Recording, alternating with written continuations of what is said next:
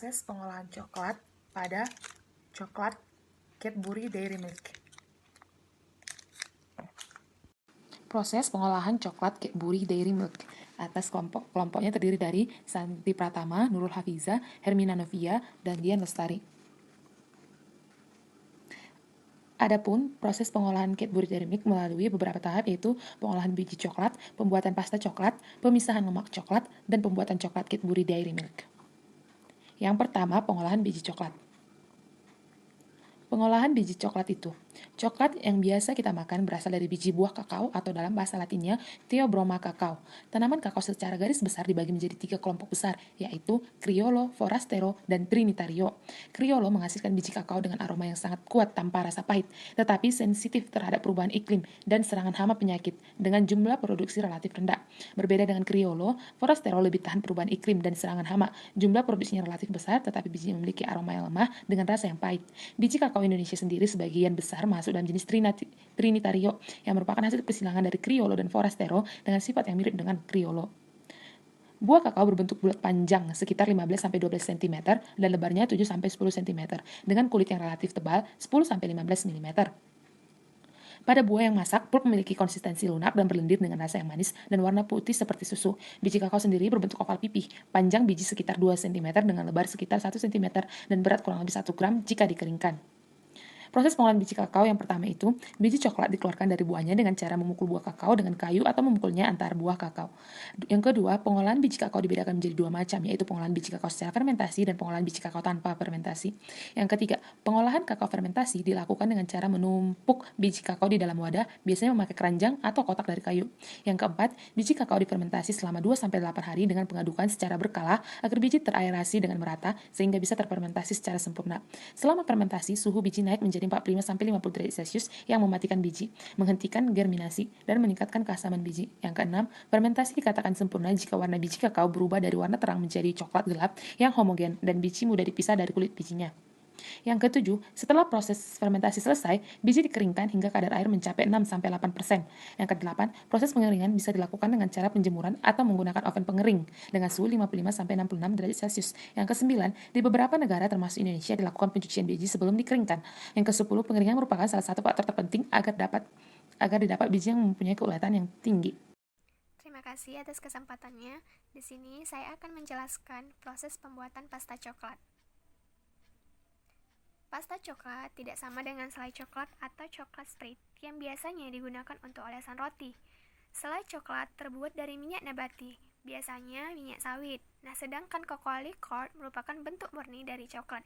Pada gambar dapat kita bedakan mana yang selai coklat dan mana yang cocoa liquor.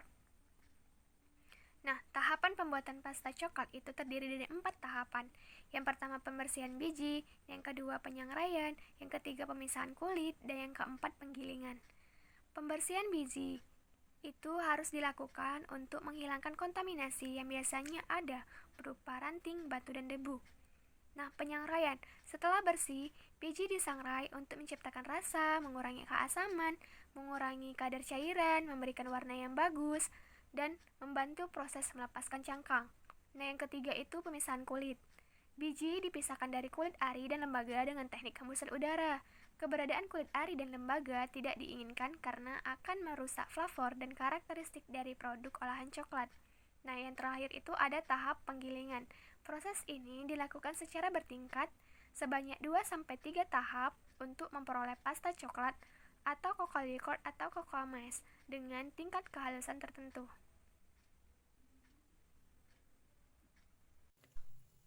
Di sini saya akan menjelaskan tentang pemisahan lemak coklat atau cocoa butter dan coklat bubuk atau cocoa powder. Cocoa liquor mengandung 55-58 lemak coklat. Lemak coklat dan bubuk coklat tersebut perlu dipisahkan untuk membuat coklat batang itu lebih tahan dalam suhu ruang. Selain itu, pemisahan juga dilakukan agar coklat bubuknya itu dapat dimanfaatkan untuk kebutuhan proses produksi seperti pada produk selai, aneka olahan roti, dan kue. Berikut adalah mekanisme cocoa butter dan cocoa powder. Untuk memperoleh coklat bubuk, maka sebagian lemak coklat atau cocoa butter tersebut harus dikeluarkan. Proses pengeluaran lemak itu dilakukan dengan cara mengepres pasta menggunakan pengepres hidrolik dengan tekanan 400-500 bar dengan suhu 90-100 derajat Celcius. lemak coklat panas akan dilewatkan ke filter press untuk memisahkannya dari kotoran yang mungkin terbawa untuk selanjutnya dicetak dan didinginkan. Setelah melalui proses pengepresan, bungkil akan diolah lebih lanjut menjadi cocoa powder atau cocoa bubuk dengan cara dihaluskan dengan mesin grinder atau breaker sehingga didapatkan bubuk coklat dengan kehalusan yang seragam. Kadar lemak di dalam coklat bubuk berkisar antara 10-22%. Bubuk coklat dengan kadar lemak yang tinggi biasanya akan memiliki warna yang lebih gelap dan flavor yang lebih ringan.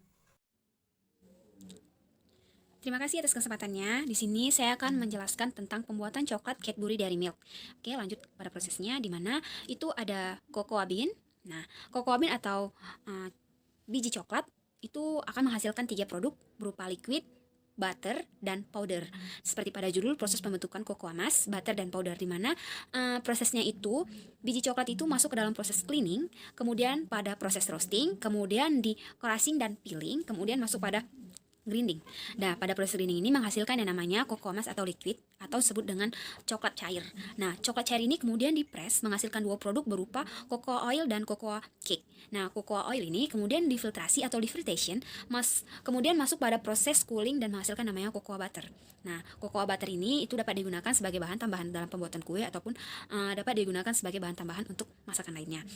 Nah, pada cocoa cake itu masuk ke dalam proses roast and crushing, kemudian masuk pada fine crushing dan menghasilkan produk berupa cocoa powder.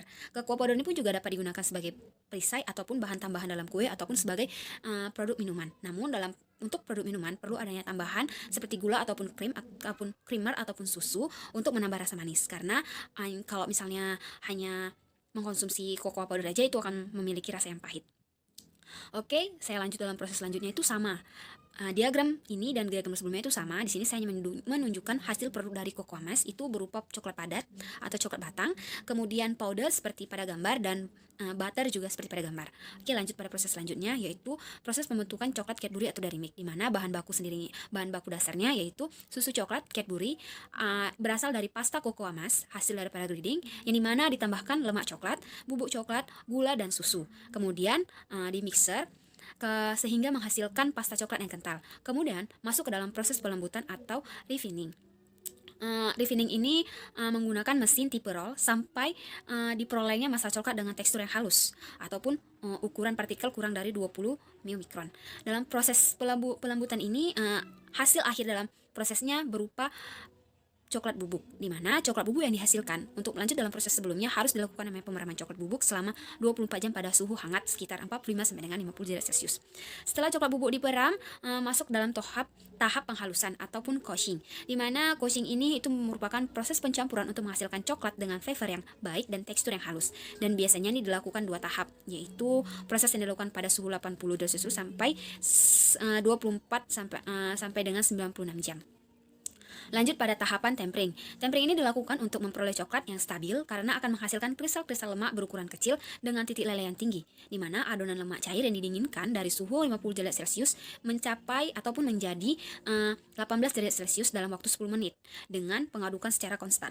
Nah, adonan lalu didiamkan dengan suhu dingin sekitar 10 menit untuk membentuk lemak coklat dengan kristal tipe beta yang sifatnya stabil. Suhu selanjutnya dinaikkan menjadi 29 sampai 31 derajat Celcius dalam waktu 5 menit. Sebelum masuk dalam proses pencetakan, suhu coklat tetap dijaga pada suhu 30 sampai dengan 32 derajat Celcius. Nah, untuk dibawa ke wadah percetakan. Selanjutnya dilakukan pendinginan lambat untuk mendapatkan coklat, dan coklat yang dikeluarkan dari cetakan itu suhu mencapai 10 derajat Celcius. Proses pendinginan terkontrol akan menghasilkan coklat padat dengan kristal lemak yang halus dan struktur yang stabil terhadap panas. Terlihat dari sifat lelehnya yang baik dan permukaannya yang mengkilap. Kemudian dihasilkannya lah coklat batang, lalu coklat batang kemudian masuk proses pengemasan hingga menghasilkan coklat Cadbury Dairy Milk. Adapun gambar coklat Cadbury Dairy Milk seperti pada gambar dan slogannya ada kebaikan dalam setiap saat. Lanjut, adapun contoh produk dari coklat Dairy Milk seperti pada gambar, di mana coklat Dairy Milk ini memiliki beberapa varian, di mana ada original, caramel, fruit nut, and coklat. Nah, sebagai pada gambar berikut. Terima kasih dari video ini dan terima kasih pula telah menonton video ini. Sekian dari presentasi saya. Wassalamualaikum warahmatullahi wabarakatuh.